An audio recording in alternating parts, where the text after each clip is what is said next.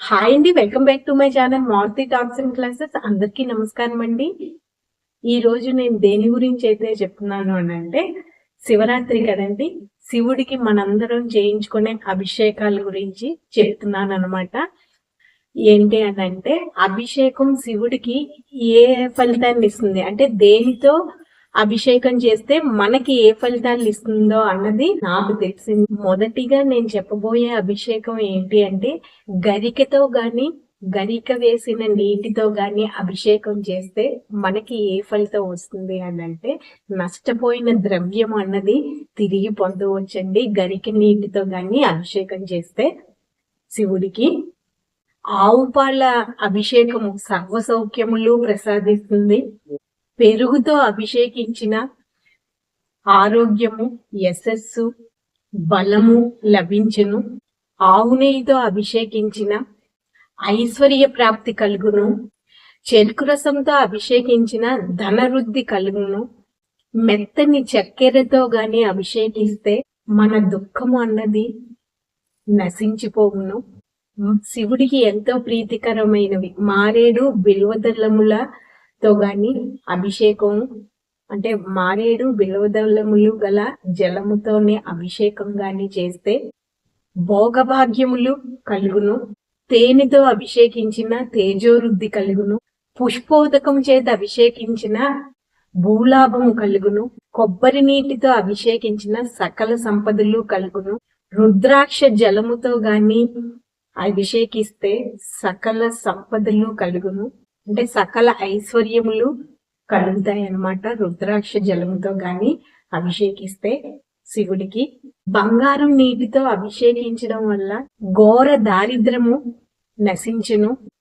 నీటితో అభిషేకించిన మనం ఏవైతే నష్టపోతామో అవి తిరిగి పొందవచ్చును. అన్నముతో గాని అభిషేకిస్తే అధికార ప్రాప్తి యోగము మరియు దీర్ఘాయువు లభించునండి. అన్నముతో గాని శివుడికి అభిషేకం గాని చేస్తే.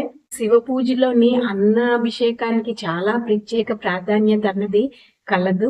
పెరుగు కలిపిన అన్నంతో శివలింగానికి మొత్తం అంతా అది పూజ చేయదురనమాట. అలా పూజ చేసిన అన్నమును అంటే అభిషేకం అయిపోయాక అదే మనకి ప్రసాదంగా ఇస్తారు, పంచుతారు. ఈ అన్నలింగార్చన అన్నది చూడడానికి ఎంతో బాగుంటుందండి. మనకి ప్రతి దానిలోని విజయం రావాలి అంటే ద్రాక్షరసంతో అభిషేకం శివుడికి చేస్తే మనకి ప్రతి దానిలోని విజయం అన్నది సిద్ధిస్తుందన్నమాట.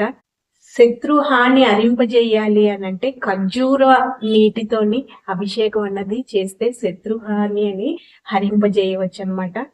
నేరేడ పండ్ల రసంతో గాని అభిషేకిస్తే వైరాగ్య సిద్ధించును.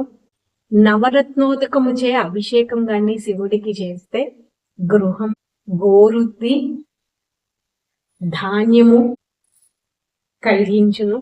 మామిడి పండ్ల రసంతో గాని అభిషేకం మనం శివుడికి చేస్తే దీర్ఘ వ్యాధుల నుంచి ఉపశమనం కలుగుతుంది అనమాట, నశిస్తాయి. దీర్ఘకాలంగా ఏ వ్యాధులైతే ఉన్నాయో అవి నశించిపోతాయి. పసుపు నీటితో అభిషేకం చేస్తే శివుడికి మంగళప్రదమగును. శుభకార్యములు ఇంట్లో జరుగుతాయి అన్నమాట. ఇవండి శివుడికి మనం చేసే అభిషేకములు.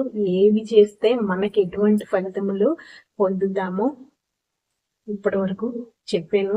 రేపు శివరాత్రి కాబట్టి అందరూ ఉపవాసం ఉంటారు, జాగరణ కూడా ఉంటారు. ఆ ఈశ్వరుడి కృపా కటాక్షాలు మనందరిపైన ఉండాలని కోరుకుంటూ అభిషేక ప్రియుడైన శివుడికి ఇప్పుడు నేను చెప్పిన వాటిల్లోని మీకు ఏవైతే అందుబాటులో ఉంటాయో వాటితో అభిషేకం చేసి ఆ శివుడి కృపా కటాక్షాలు పొందగలరని కోరుకుంటున్నాను. ఓకే, థ్యాంక్ యూ అండి.